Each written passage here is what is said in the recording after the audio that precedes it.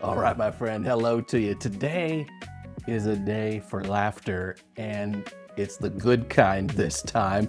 We're in day 28 of our 40-day walk through Abraham's life of faith. And today we're here to read and react to Genesis 21, 1 through 7. There's a new arrival to Abraham and Sarah's camp. And what once seemed ridiculous is now an absolute cause for rejoicing.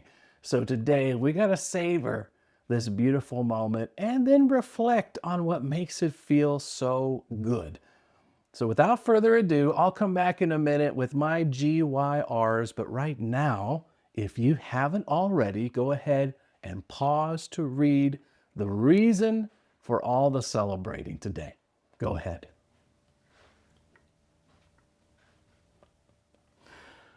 All right, how about that? Oh, you got to savor these great moments in the story where God comes through and everything is right because they are so rare, aren't they? Let's talk about my green, yellow, reds and give you a chance to respond with yours. First of all, let's go green today. And for my greens here on day 28, you know what? I'm just loving everything. This is this is such a great day. How about this right here? The Lord kept his word and did for Sarah exactly what he had promised. His word here, for Sarah, right? This is a relief to the many years of ups and downs she's experienced on this journey with Abraham and with the Lord, this journey of faith. And what happened? She gave birth to a son for Abraham in his old age. Notice it doesn't say anything about her old age, even back then. There are rules to these things. And I love this too. Look, this happened just at the time God had said it would.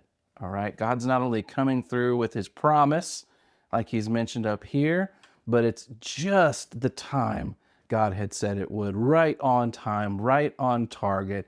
And just like they were told, they named their son Isaac. Love that. And then 8 days after Isaac was born, Abraham circumcised as God had commanded, right? So Abraham's in on this. He's locked in doing exactly what God had asked him to do. Everything's on target. Everything's beautiful. And look at this statement right here. Abraham was 100 years old when Isaac was born. Not only is that a story device to keep the story moving, but it's also just another reminder that what God's doing here, it really is miraculous. This was not, unlike last time, this was not Abraham, Sarah scheming, getting creative to make things happen on their own timetable. This time, it's totally God. And that's why it's totally green. And then we keep going.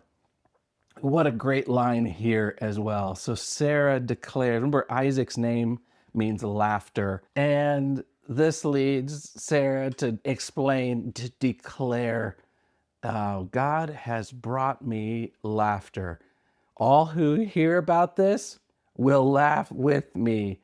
And here it's laugh with me, not at me. God's promise that had been a source of scornful kind of laughter, like, yeah, right, that's ridiculous.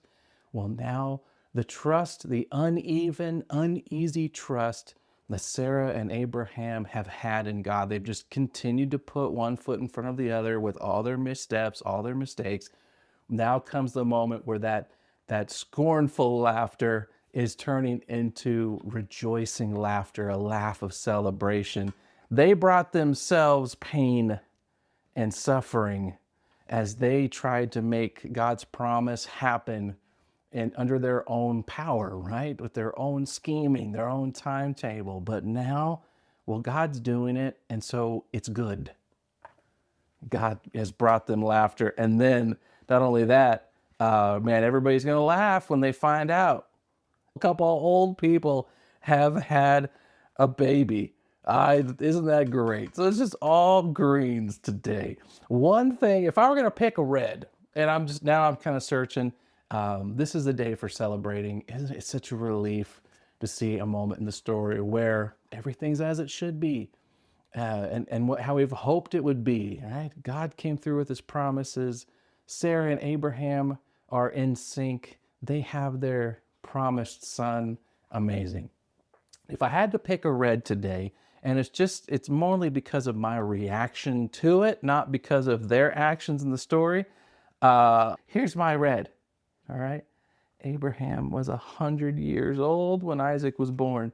And it's red for me, not because I don't like that it happened to them, but man, as I'm looking this and I'm thinking about how much I long to feel the relief of God coming through with his promises, the relief of everything feeling right in my world, right? When I hold that and I long for that to happen, and then I realize Abraham's been out here for a quarter of a century, following God from place to place through the ups and downs of famines and conflict and missteps, mistakes, and the painful consequences of them. You know what I'm saying? It's been a quarter of a century.